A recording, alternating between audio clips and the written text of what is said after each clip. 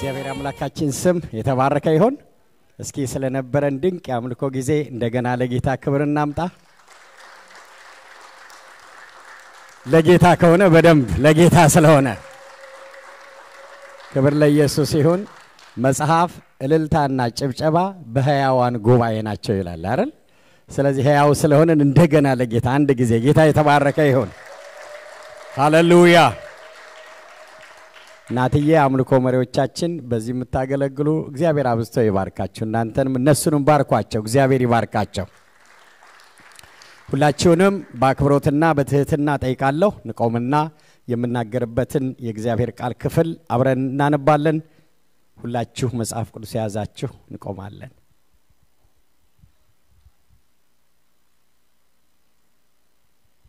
ሁለት ቦታዎች ላይ እግዚአብሔርን ቃል አነባለሁ።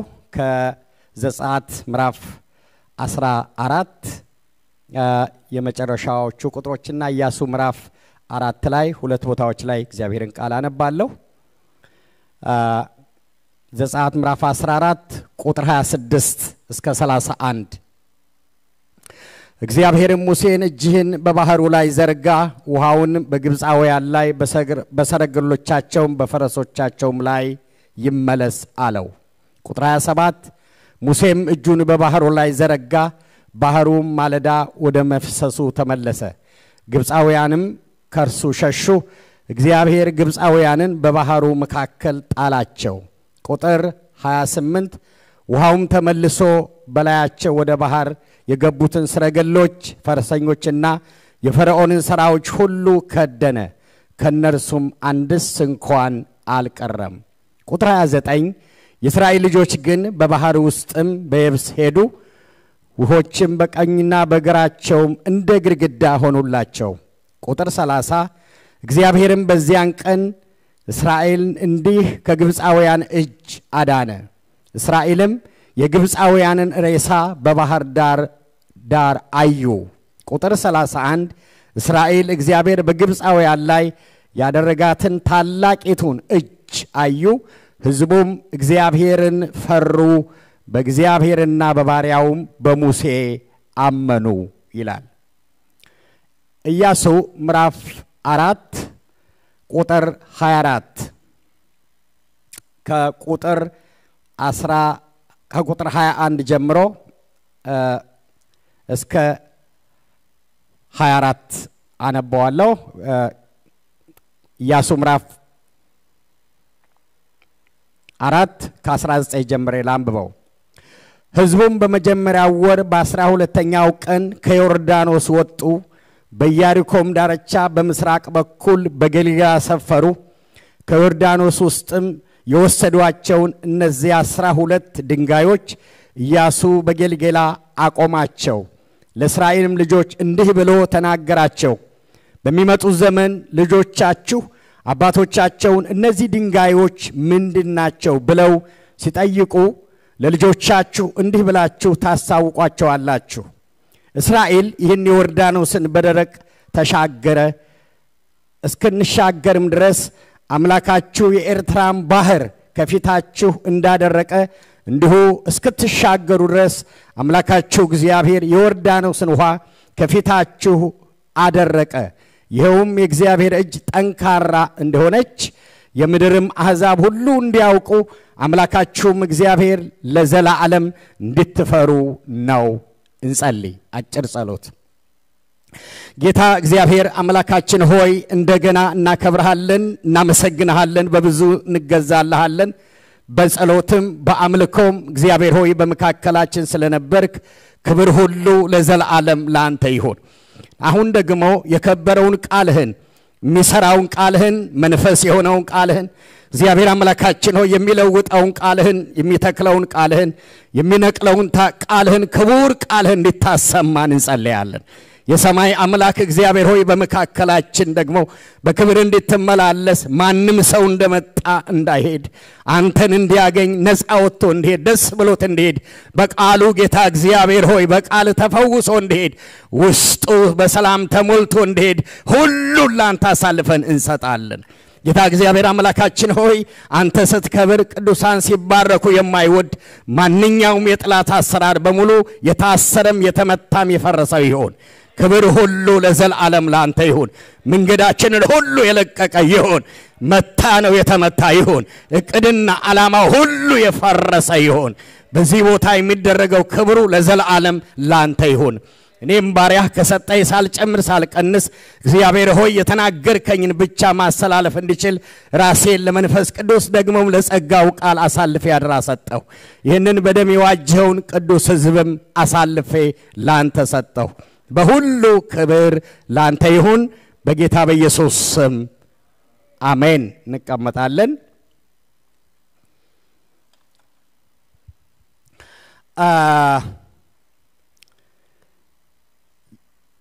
የተተከሉት ድንጋዮች በሚል ርዕስ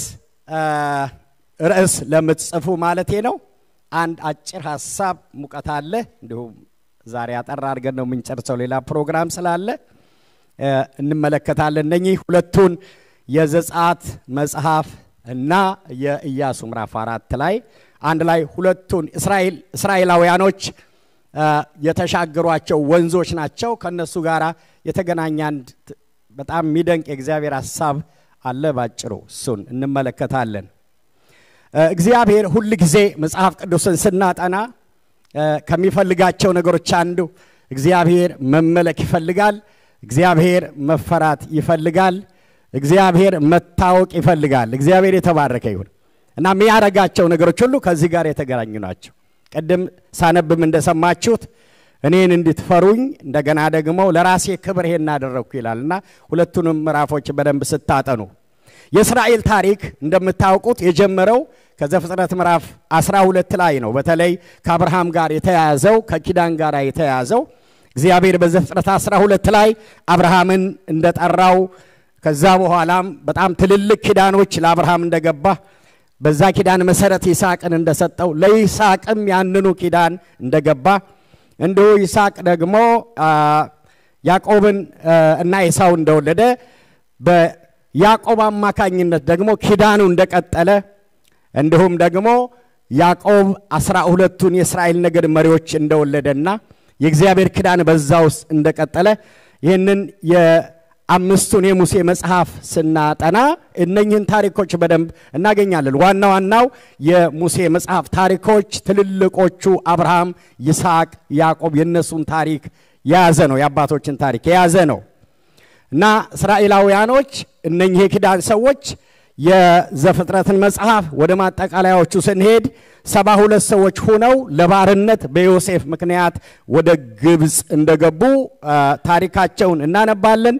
72 ሰዎች ሆነው ሄደው 430 ዓመት እዛ እንደነበሩ በዚህ ጊዜ ውስጥ ግብጻውያን በተለይ ዮሴፍ ከሞተ በኋላ ዮሴፍን የማያቅ ንጉስ ተነስቶ በብዙ እንደተሰቃዩ እንዳለቀሱ በብዙ መከራ ውስጥ እንዳለፉ የኪዳን ሕዝብ ሆነው የእግዚአብሔር ሕዝብ ሆነው በብዙ መከራ ውስጥ እንዳለፉ ታሪካቸውን እናነባለን።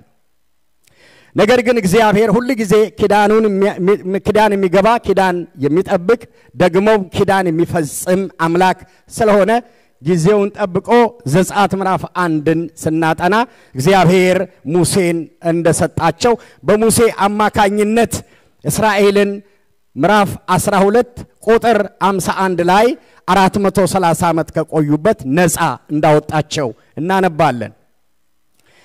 ከዛ ነፃ ከወጡ በኋላ እስራኤላውያኖችን እግዚአብሔር ወተትና ማር ወደምታፈሰው ምድር ኪዳን ገብቶላቸው ስለነበረ በቀንና በደመና እየመራቸው ወደሱ ፕሮግራም ወደ ልቡ ሐሳብ ያንን የኪዳን የአብርሃምን ዘር ሕዝብ በጥንቃቄ እየመራ እየወሰዳቸው ያለ ቀደም ያነበብኩት ክፍል ምዕራፍ 14 ላይ ሲደርሱ ብዙ ያሳለፏቸው ታሪኮች አሉ። በእስራኤል የጉዞ ታሪክ ውስጥ በጣም ትልቁና ዋናው ቻሌንጅ የምንለው ላይ ደረሱ። ምን ነበር የሆነው? 4 ነገሮች ናቸው እዚህ ላይ ምዕራፍ 14 ላይ የምታዩአቸው። ባጭሩ እነሱን ነው ለመናገር ማስበው። የመጀመሪያው ለ430 ዓመት ባሮች ከነበሩበት ነፃ ከወጡ በኋላ ፈርዖን በ10 ታምራቶች ከምዕራፍ 8 ጀምሮ እስከ ምዕራፍ 10 ድረስ እግዚአብሔር በነጻነት በታምራት እስከ ምዕራፍ 12 ድረስ ነፃ አውጥቷቸው እዚህ ቦታ ላይ ሲደርስ የፈርዖን ሐሳብ እንደገና ተለወጠ ይላል።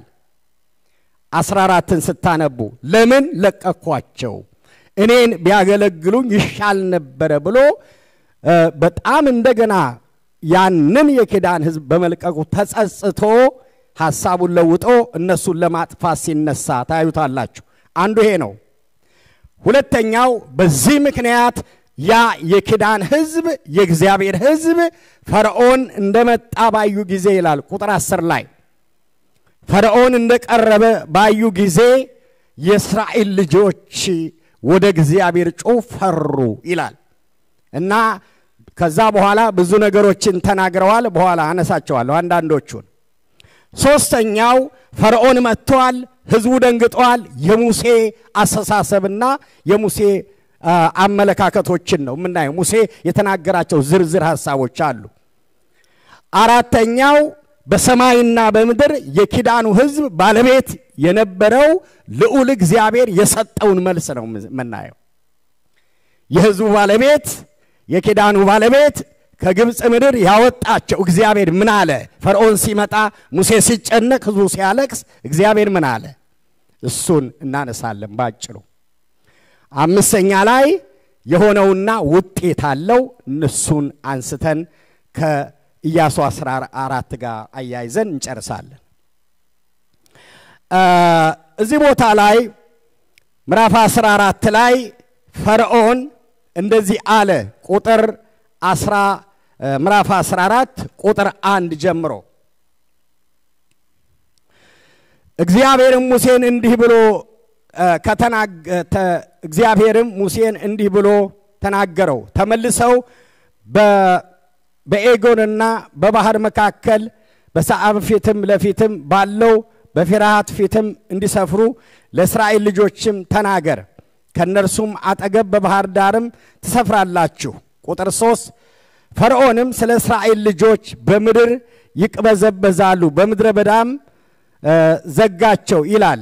እኔም የፈርዖን ልብ አጸናለሁ፣ እርሱም ያባርራቸዋል። በፈርዖንና በሰራዊቱ ሁሉም ላይ ክብር አገኛለሁ። ግብፃውያንም እኔ እግዚአብሔር እንደሆንኩ ያውቃሉ።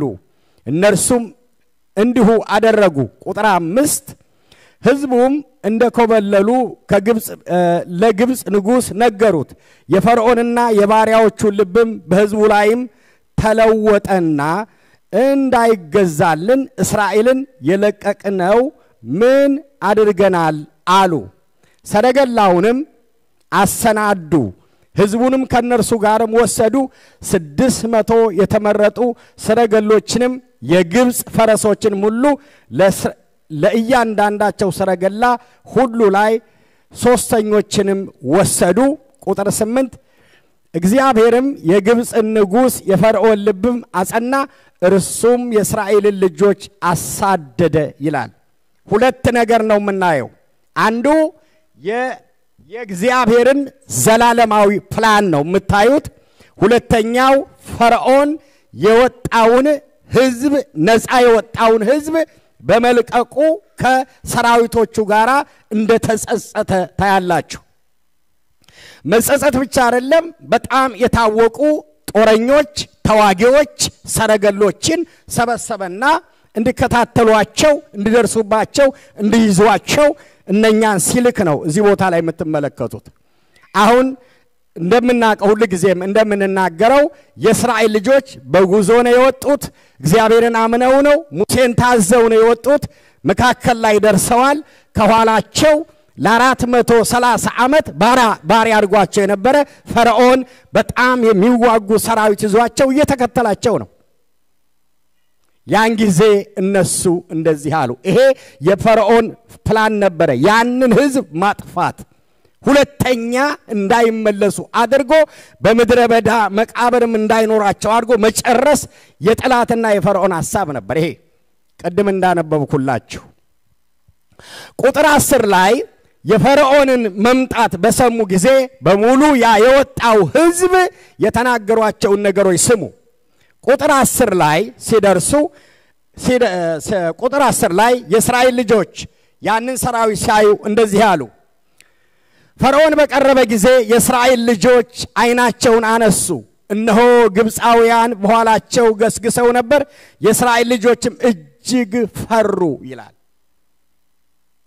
በጣም ፈሩ ፍርሃታቸው ሁለት ነው የመጀመሪያው ከኋላቸው የመጣው ሊመራቸው የማይችል ለዘመናት ባሪያ ያደረጋቸው የፈርዖን ሰራዊት ነው ሁለተኛው ደግሞ ሊሻገሩት የማይችሉ የኤርትራ ባህር ከፊት ለፊታቸው አለ እና እስራኤል በህይወታቸው በዘመናቸው በጉዟቸው ከገጠሟቸው ፈተናዎች ሁሉ በጣም አደገኛና ቻሌንጅ ፈታኝ ሆነ ጊዜ እንደነበረ የእግዚአብሔር ቃል ይነግረናል በዚህ ውስጥ ይያሉ ይሄንን እየተጨነቁ ይያሉ ቀጠሉና ከሙሴን እንደዚህ ያሉት እኛ ለምንድነው ከግብጽ ያወጣሃን እዛው ብንሞት መቃብር እንኳን እናገኝ ነበር አሉት ቀጥሎ አንብቧቸው አንድ 3 ዋና ነገሮች ተናግረዋል እስራኤላውያኖች የኪዳን ህዝብ 4-5 ነገሮች በተለይ በ3 ልሰበስባቸው ስለፈለኩ ነውና ፍርሃት ወረደባቸው መቃብር ሳይኖረን ምድረ በዳ ልንቀር ነው ብለው ሙሴ ላይ አንጎራጎሩ ይላል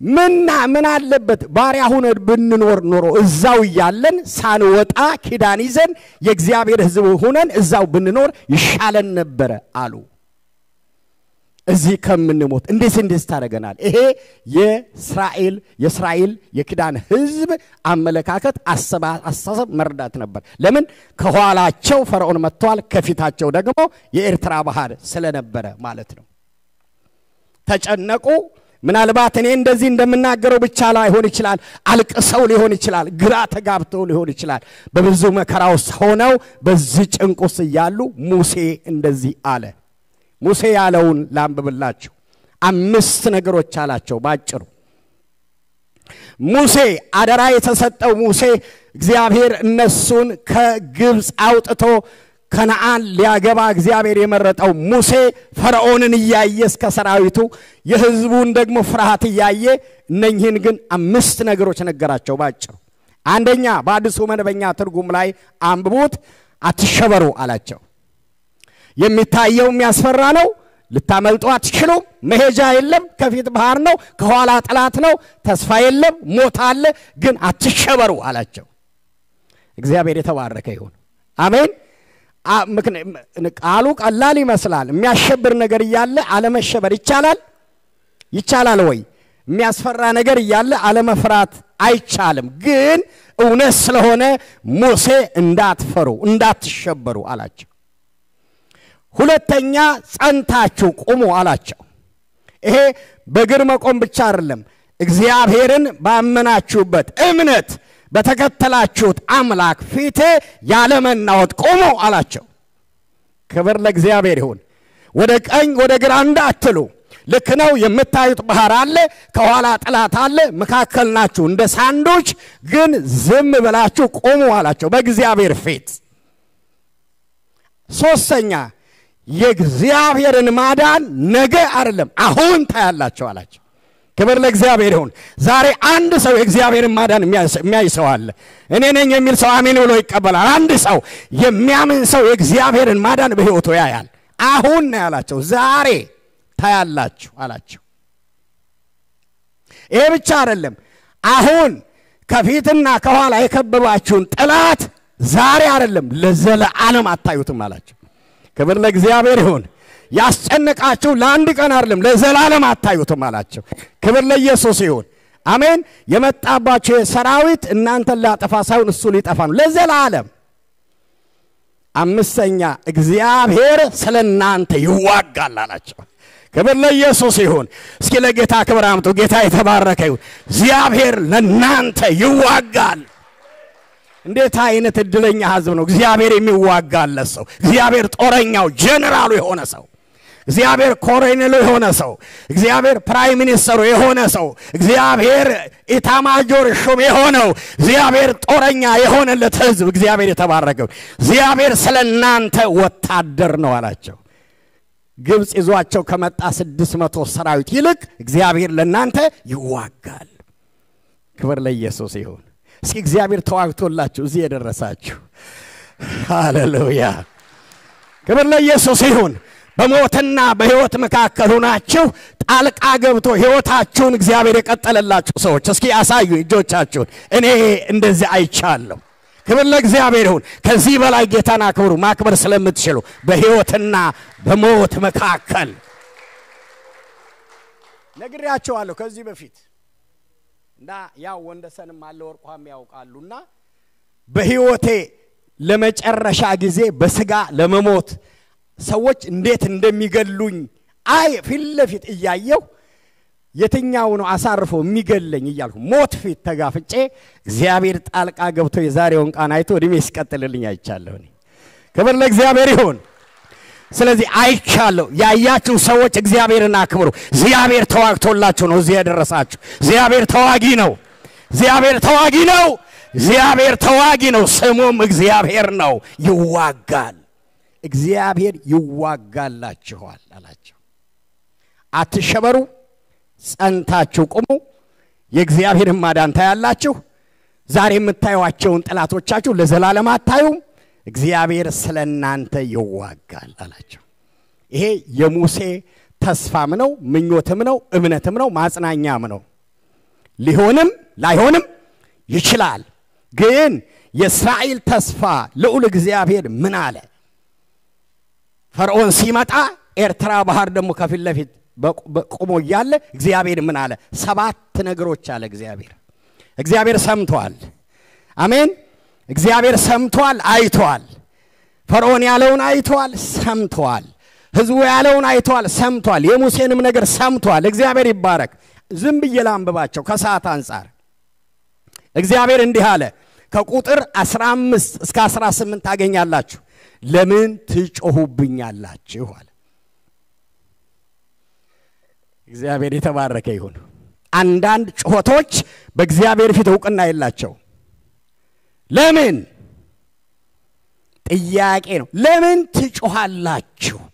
እዚሁስ ብዙ ነገር ልናነሳ እንችላለን። እኔ የናንተ አምላክ ነኝ። ያወጣኋችሁ እኔ ነኝ። የመራኋችሁ እኔ ነኝ። አብሬያችሁ ያለው እኔ ነኝ። የምዋጋላችሁ እኔ ነኝ ያለ አይመስላችሁም? ለምን ትጮሁብኛላችሁ አላቸው። አንድ ሁለተኛ ዝም ብላችሁ ተጓዙ አላቸው። ሂዱ። እግዚአብሔር የተባረከ ይሁን። አሜን።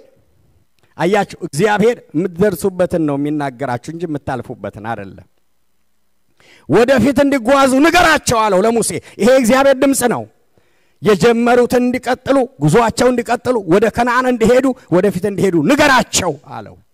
ሶስተኛ ብትርህን አንሳ አለው። ያችን ብትር አንሳ፣ የሰጠውን ብትር አንሳ፣ እባብ የነበረችውን ብትር አንሳ፣ እኔ ስናገር የተቀየረችውን ብትርህን አንሳ አለው እግዚአብሔር ሙሴን። እጅህን ደግሞ ባህሩ ላይ ምን አድርግ? ዘርጋ አለ። ባህሩንም ይከፈላል አለው። የእስራኤል ሕዝብ በሰላም ይሻገራሉ። ቀይ ባህር ቆሞ እንደ ግርግዳ አይናችን አየች እኛን ስትረዳ። ማን ነበር የዘመረው? አገኘው መሰለኝ አይደል? አገኘው ነው አገኘው ሄደግ ይመስለኛል። እና እስራኤሎች በግብጽ ይሻገራሉ። ሙሴ እንዳለው 7ኛ ላይ ግብጽና ሰራዊቶቻቸው በሙሉ ገብተው ያልቃሉ። በዚህ ምክንያት እኔ ከበራለሁ አለው። እግዚአብሔር የተባረከ ይሁን። አሜን። ልክ እግዚአብሔር ይሄንን ሲጨርስ ወይም ደግሞ ይሄን ተናግሮ ሲጨርስ ሁሉም ነገር እግዚአብሔር እንዳለው ሆነ። ከዛ በኋላ እግዚአብሔር ይሄን ልክ በተናገረ ጊዜ አንዳንድ እንቅስቃሴ ከዚህ በኋላ ተጀመሩ። የመጀመሪያው ከፊት የነበረው መልአክ ከኋላ ሄደ። በፊት ከፊት ለፊታቸው ብርሃን ይመራቸው የነበረው መልአክ ይላል ወደ ኋላ ተመለሰና ከኋላቸው ሆነ ይላል። ግብጽ ፈርዖን ከሚመጣበት አካባቢ ማለት ነው። ይመራቸው የነበረው ሌላኛው ደመና አሁንም ከኋላቸው ሆነ ይላል። ከፊት የነበረው ደመና ከኋላ ሆነ። ደመናው ከኋላ ሆነና ሁለት ነገር አደረገ። ጨለማና ብርሃን አወጣ። ጨለማው በሙሉ ጠላቶቻቸውን እንዲወርስ አደረገ። ብርሃኑ ደግሞ በእስራኤል ላይ አበራ። ያ ብርሃን ኢየሱስ ነው። ክብር ለእግዚአብሔር ይሁን። ስለዚህ በጨለማና በብርሃን ለያቸው። መልአኩ ከኋላ ገባ፣ ደመናው ከኋላ መጣ።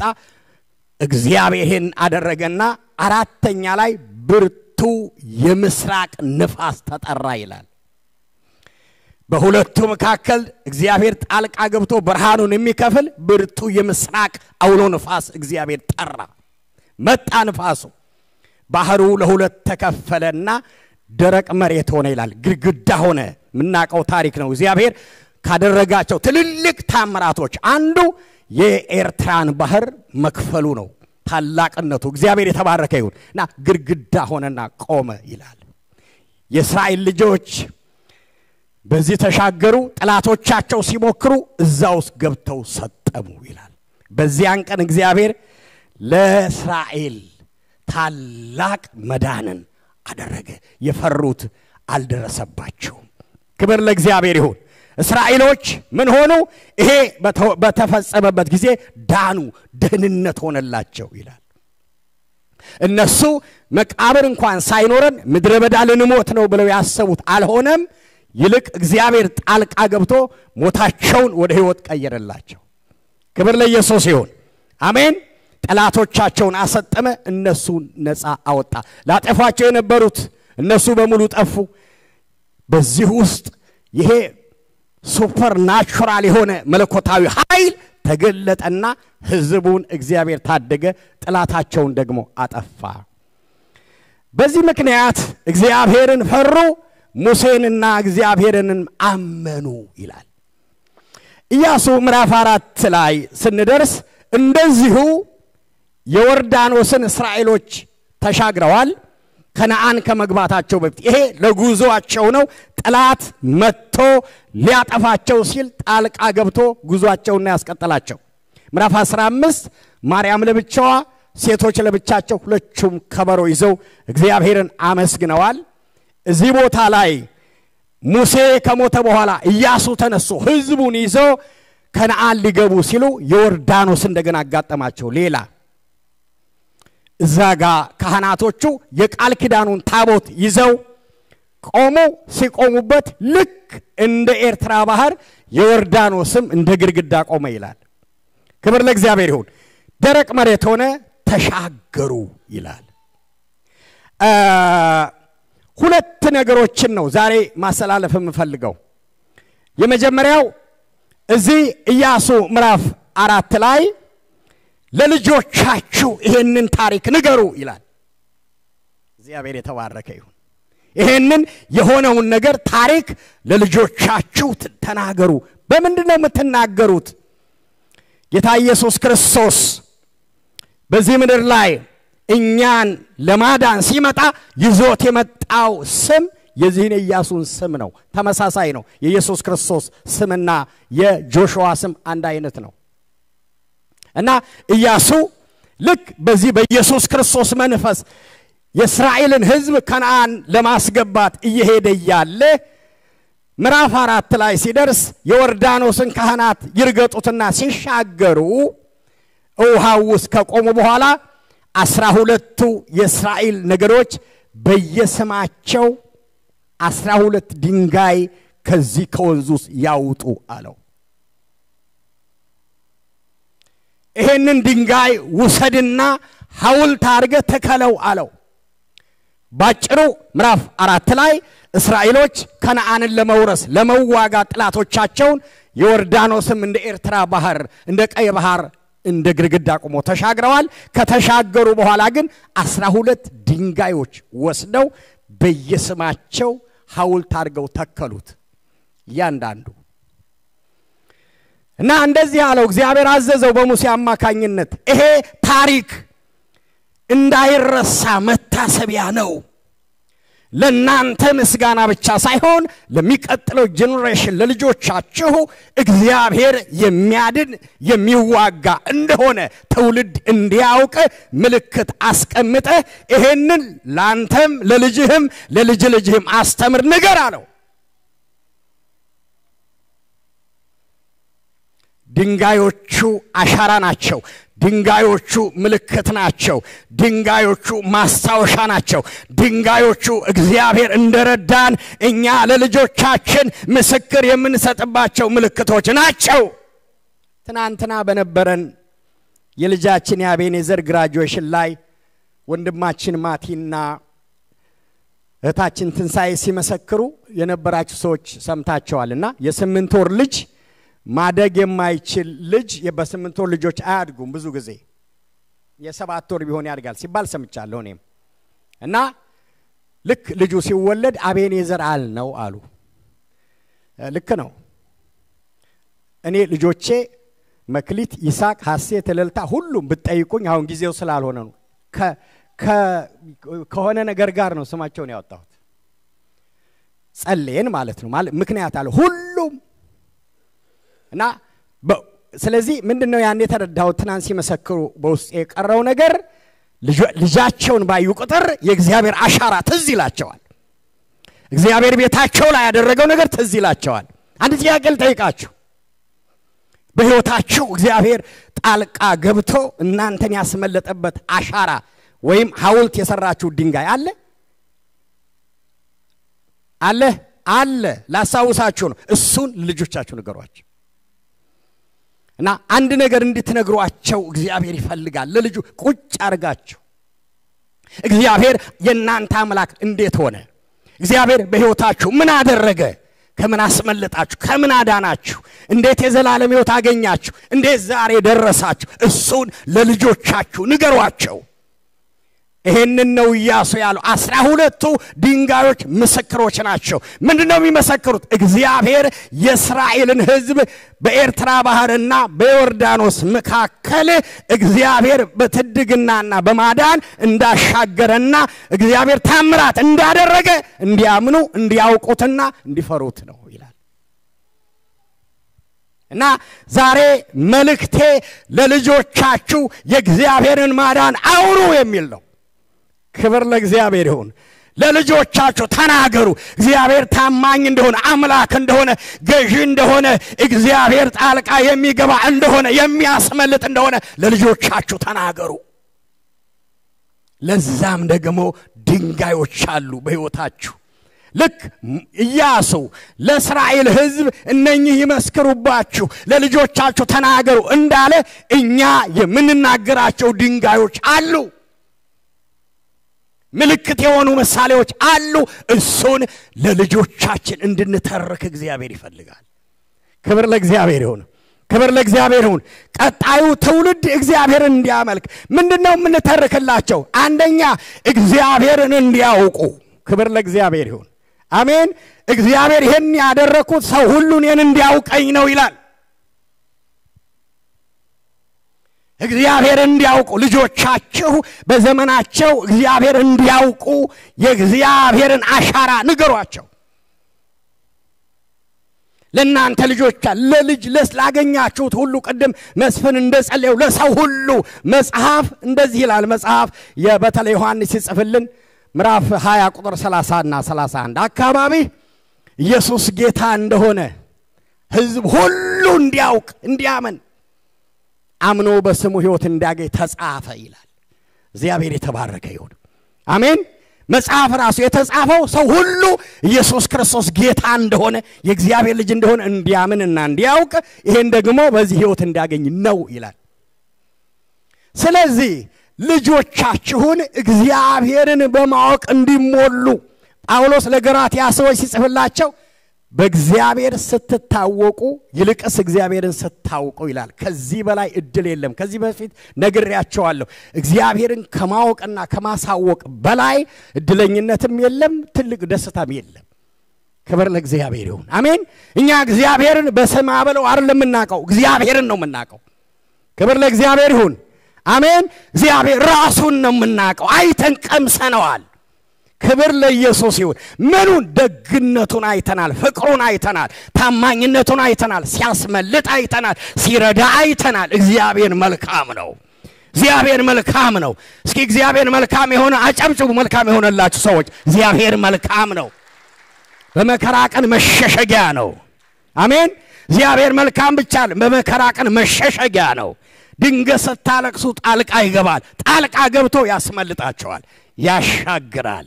እግዚአብሔር መልካም ነው እና ልጆቻችሁን እግዚአብሔርን እንዲያውቁ አሻራ እኔ ሕይወት ውስጥ አለ፣ ቤታችን ላይ አለ በሏቸው።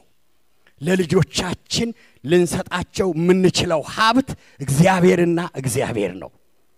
አሜን። ሌላው ሁሉ ሁለተኛ ነው። ሌላው እንዲያምኑት ነው።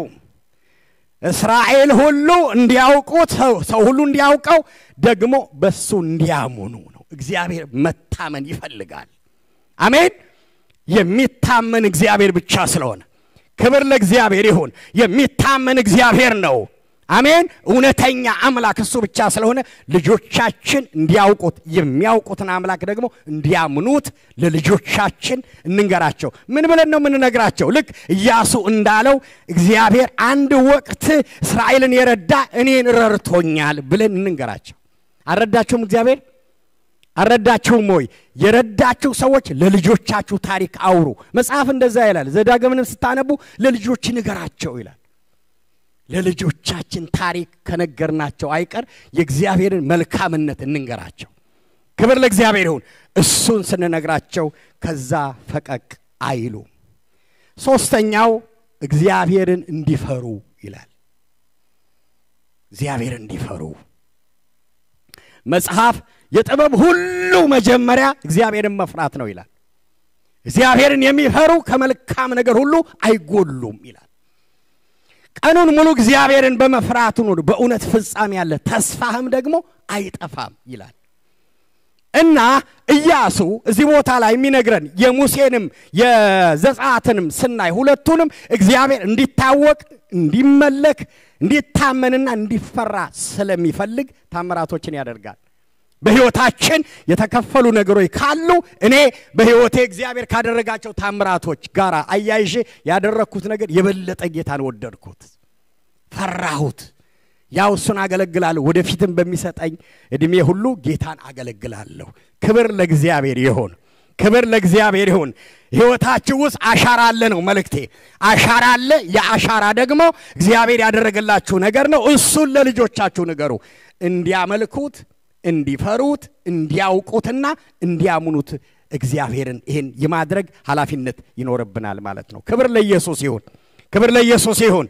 ክብር ለኢየሱስ ይሁን። ስለዚህ ልጆቻችን እግዚአብሔርን በማወቅ ሀብታም ይሁኑ።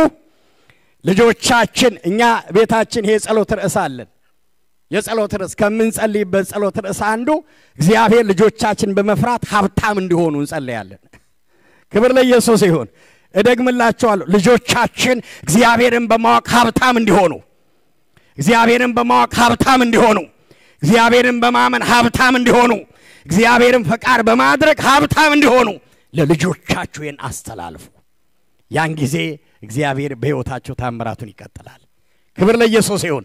እግዚአብሔር እንደተናገረው ከነዓንን አወረሳቸው። የገጠሟቸውን ጠላቶች ሁሉ አባረሩ። ለአብርሃም የተናገረውን ኢያሱ ምዕራፍ 21 ላይ ቁጥር 44 እና 45 ላይ አንድም ነገር ሳይቀር ሁሉንም ኤርትራ ባህር ቢጮህ ዮርዳኖስ ቢያጓ ማንም ሳይቀር ከተናገረው አንድም ሳይቀር ሁሉንም ለእስራኤል ሰጣቸው ይላል። እግዚአብሔር የተባረከ ይሁን። እድሜያችሁ ቢረዝም ምንም ነገር ባይኖራችሁ እግዚአብሔር የተናገራችሁ ነገር በሙሉ አንድም ሳይቀር ይፈጸማል። ክብር ለእግዚአብሔር ይሁን። እግዚአብሔር ያላችሁ ይፈጸማል። እግዚአብሔር ያላችሁ ይሆናል። እግዚአብሔር በጓዳ የነገራችሁ በአደባባይ የነገራችሁ ይፈጸማል። እግዚአብሔር ያለው ኪዳን ይፈጸማል። እናንተ ግን አሻራ እግዚአብሔር በሕይወታችሁ ያደረገውን ለልጆቻችሁ ንገሩ፣ እሱን ደግሞ ጠብቁ። ድንጋዮቹ ምንድናቸው? እኛ ልጆቻችንን ለእግዚአብሔር ምርኮ አድርገን ለመስጠትና ትውልድ ከኛ በኋላ እንዲቀጥል የምናረግባቸው የእግዚአብሔር ማስታወሻና ምልክቶች ናቸው። ለእስራኤል ያደረገ አምላክ ዛሬም ከኛ ጋር አለ፣ ያደረገ ነው፣ ወደፊትም ያደርጋል። ክብር ለእግዚአብሔር ይሁን። እሱን አምነን እሱን አውቀን እሱን ፈርተን ለልጆቻችን ይሄን ሀብት እንድናወርስ እግዚአብሔር ይርዳን። አጭር ጸሎት እንጸልይ። ሁላችን እንቆማለን። በዚህ መንፈስ